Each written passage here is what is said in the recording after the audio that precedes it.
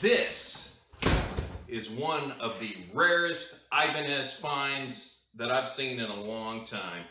This is an iron label RG model. It's an RG IR20E, but it's labeled RGTS20E, which that could either be a prototype, a misprint, a sample, something that was brought out at the NAMM shows. But these started in 2013 and this one's dated 2012. So this is one of probably the first ones off the line, and it's misprinted or it's a sample, you know, of some sort. But is it worth $450, $500 like they're going for now? Or is this a $1,500 guitar because of the misprint or the remodeling that happened on this? They probably named it this first and then switched it to the IR model instead of the TS model because it became an iron label type thing that was going on. But this is one of the first ones dated. This is one of the earliest ones.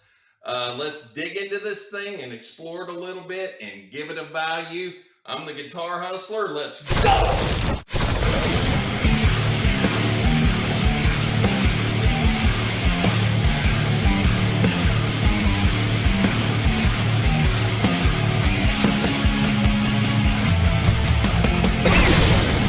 First off, let me let you take a look at what I saw, which is the RGTS20E. And after the I on IBANEZ, the next two numbers are the date of its manufacturer, the year of the manufacturer. So you can see there, this is a 2012. These were not released until 2013. So this is either a first year misprint, or they relabeled it to the iron label IR20E.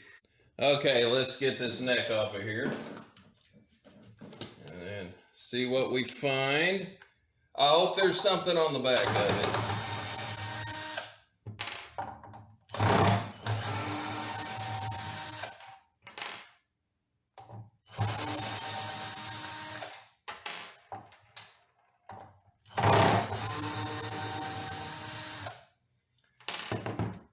So it'll usually be in the heel area if they mark anything on it.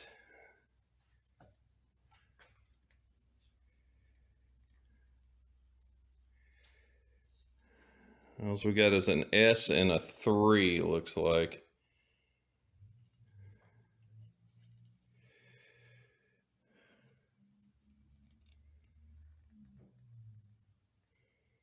Nothing actually on the heel area there. And we look at the heel of the body. Oh, wow. Oh, look at here. Oh my gosh, it is one. Wow. Look at that right there. It says RGTS20E sample 2013. The neck is dated 2012. This is a sample prototype. This is the prototype. This is the one. This is the one you want to find. And here in a minute, I'll explain to you why this value just shot up. But wow, look at that. RGTS20E sample 2013. This is the holy grail of this particular model. You will not find another one like this, or it would be a rarity. This was probably brought to the NAMM 2013 and shown off to see if there was any interest.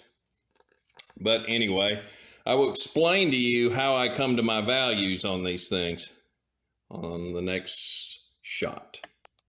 Okay, short explanation on why this guitar just exploded in value.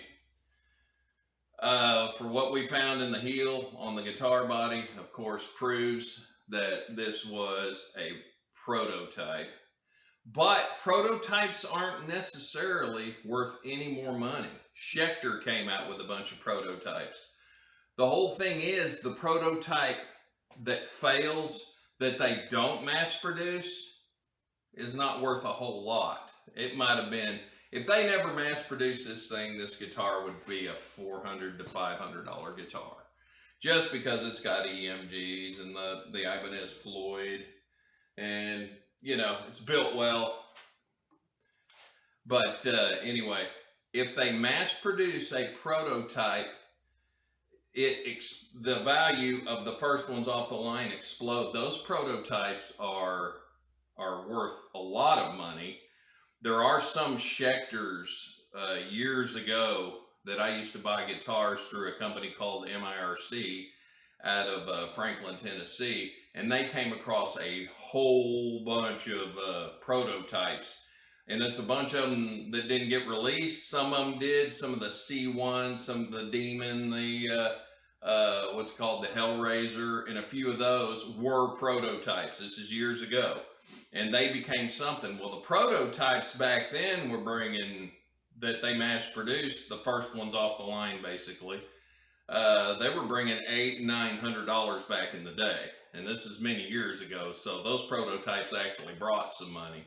But they were stamped Proto, P-R-O-T-O, on the back of the headstock. And, I mean, they were obviously prototypes. So those brought some money. The ones that weren't mass-produced, they had this weird star-shaped one that I thought that would be worth, you know, $1,000. But I think I ended up getting $400 out of it, you know, back then, because it was never mass-produced. They never made them again. It was just a prototype. But since this one got mass produced, the next dated 2012, everything on here is correct to the IR, not the TS. So that puts this value at around, in today's prices, we're talking $1,400, $1,500. So it is quite a jump. The price paid for this was $150. So it was a heck of a find. The pawn shop owner looked up the model and couldn't find it, so he just put a low price on it, thinking, it's not worth very much. But this ends up, this will probably eBay or on Reverb for somewhere around $1,400 to $1,500. These are collectible. People do look for the first off the line things, and this is a sample. There might be 6 made, you know, out there.